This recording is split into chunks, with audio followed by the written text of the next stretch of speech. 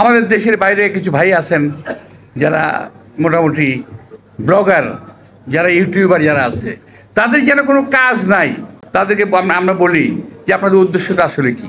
এই মুহূর্তে আপনাদেরকে আমি একটা আজকের বিজয়ের প্রথম দিনে একটি বিজয়ের খবর আপনাদের আমি দিতে চাই। 17 বছরে আওয়ামী লীগ সঠিক ইতিহাস বইটা, সঠিক লেখাটা ডাস্টবিনে ফেলে দিয়েছে। কিন্তু আমরা এখনো কিছু লোক আল্লাহর রহমতে বেঁচে আছি, যারা সঠিক কথাগুলো আবারও আপনাদেরকে আমরা বলে যাবো, যে আপনারা মনে রাখবেন এবং ভবিষ্যৎ প্রজন্মকে কথাগুলো বলবেন। জিয়াউর রহমান একজন সেক্টর কমান্ডার, বাংলাদেশের সেক্টর মধ্যে অনেকেই ছিল, 9টা সেক্টর ছিল। প্রত্যেকটা সেক্টর কমান্ডিং অফিস কিন্তু ছিল ভারতে, বিভিন্ন জায়গায় ভারতে, কিন্তু দেশের অভ্যন্তরে ছিল না। শহীদ রাষ্ট্রপতি জিয়াউর রহমানের একমাত্র সেক্টর কমান্ডার যার অফিস বাংলাদেশে সিলেটে ছিল। বাংলাদেশ অভ্যন্তরে থেকে তিনি যুদ্ধ করেছেন একজন সৈনিকের মতো, সাধারণ সৈনিক যেভাবে যুদ্ধ করে সেভাবে যুদ্ধ করেছেন। এই ইতিহাসটা একটু দয়া করে বিএনপি নেতা, কর্মী, সাংবাদিক ভাই যারা আছেন মনে রাখবেন। এবং এই ইতিহাসকে কেড়ে নেওয়ার জন্য, এই যে ইতিহাস, আমি মাঝে মাঝে একটা কথা আগে বলতাম, এখন আর বলি না, ওই হাসিনা এবং তার দল প্রায় বলতো সবসময় যে এই দেশের স্বাধীনতা তার বাবা কিংবা সে এনেছে, বলতো। আগামী দিনে হয়তো বলবে যদি সুযোগ পায়, আল্লাহর মতো সুযোগটা পাবে না আর।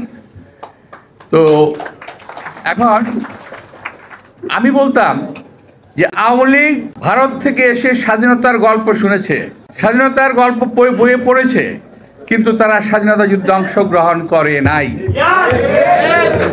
আমরা বলতে পারি, আমরা যারা স্বাধীনতা যুদ্ধে অংশগ্রহণ করেছি, সম্মুখ সমরে লড়াই করেছি, বন্দুক হাতে, 1 মিনিটের জন্য ভয় লাগে নাই একটা গুলি আমাদের গায়ে লাগতে পারে। যারা স্বাধীনতার গল্প শুনেছে তারা স্বাধীনতার ইতিহাস বিকৃত করার চেষ্টা করেছে।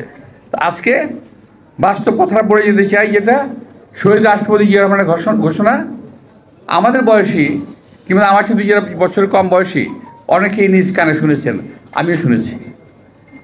তো সেই শহীদ রাষ্ট্রপতি জিয়াউর রহমানের কাছে স্মরণ করি যে আমাদের লক্ষ লক্ষ মুক্তিযোদ্ধা, যাদের কোনো রাজনৈতিক পরিচয় ছিল না, তারা মুক্তিযুদ্ধ করেছে, মুক্তিযুদ্ধ শেষ হয়েছে, বাড়ি চলে গেছে, ওদের কোনো দাবি দেওয়া ছিল না।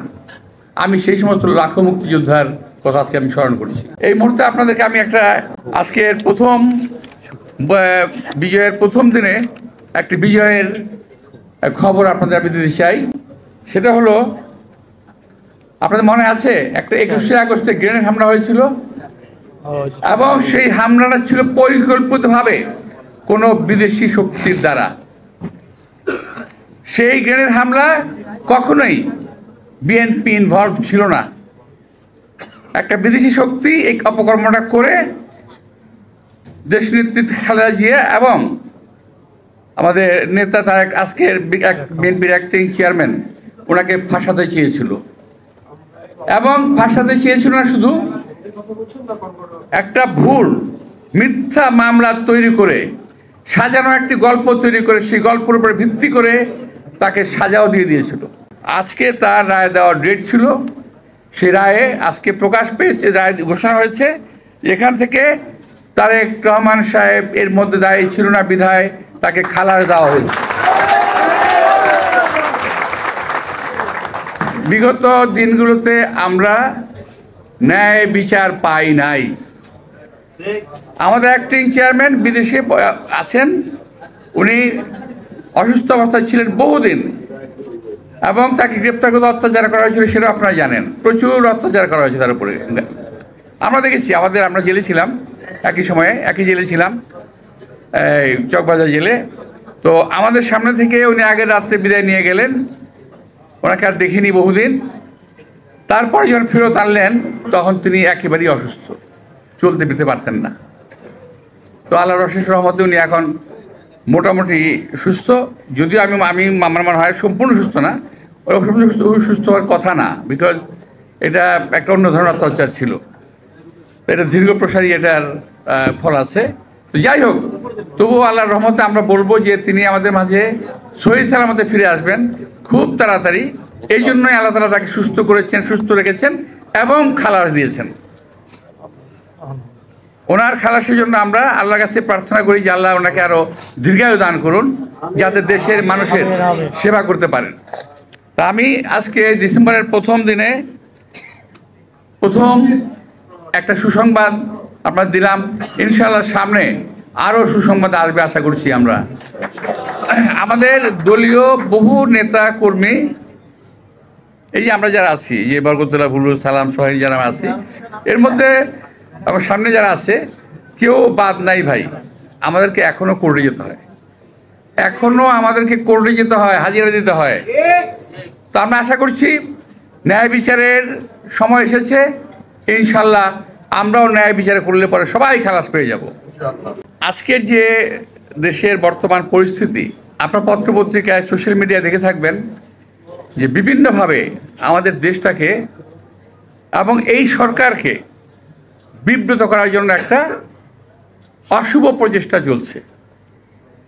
আমরা বাংলাদেশ জাতীয়তাবাদী দল সহ বাংলাদেশের বহু সকল রাজনৈতিক দল এই সরকারকে সার্থক করার জন্য, ভালো রাখার জন্য আমরা চেষ্টা করছি, যাতে এই সরকারের সার্থকতার মধ্য দিয়েই এই দেশের বিজয় এবং এই দেশের গণতান্ত্রিক যে আমাদের আশা আকাঙ্ক্ষা পূরণ হবে।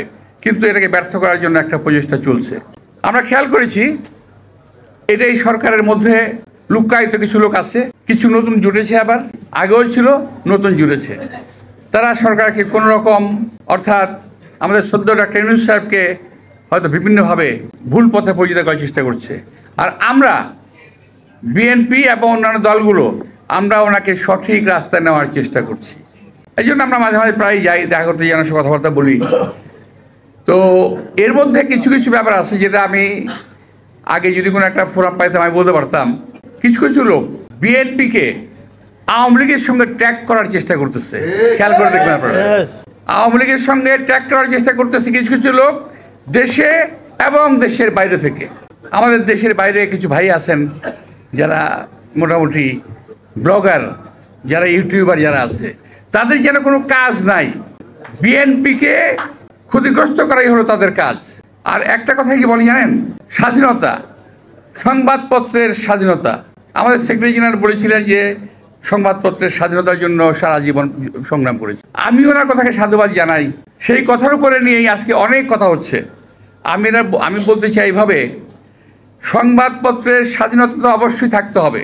এই বিএনপি মানুষের কথা বলার জন্যে, মানুষের কথা বলার অধিকারের জন্যে, সংবাদপত্রের স্বাধীনতার জন্য 17টা বছর রাজপথে আমরা যুদ্ধ করেছি। আমাদের হাজার হাজার কর্মী গুম হয়েছে, আমাদের হাজার হাজার কর্মী আহত হয়েছে, পঙ্গু হয়েছে, জেলে গেছে। আমরা বারবার বলেছি যে আমরাও নিজেরা জেলে গেছি। আমি এমন কোনো বছর নাই যে বছর আমাকে একটু বেড়াতে যেতে হয় নাই, কম বেশি গেছি আমি। এবং জেলখানায় আমাকে যখন অনেকে প্রশ্ন করতো, ভাই আপনার ঠিকানাটা কি, আপনার কোথায় পাওয়া যাবে? আমার ঠিকানা হলো ওই ঢাকা কোর্টে গেলে আমাকে খুব সহজে পাওয়া যাবে, কারণ সপ্তাহে 5 দিনই করে থাকতাম। তো ভাই, আমরা এত কষ্ট করার পরে আওয়ামী লীগের সময়ে আজকে যারা বলতে চান দেশে এবং বিদেশে, তাদেরকে আমরা বলি যে আপনাদের উদ্দেশ্যটা আসলে কি?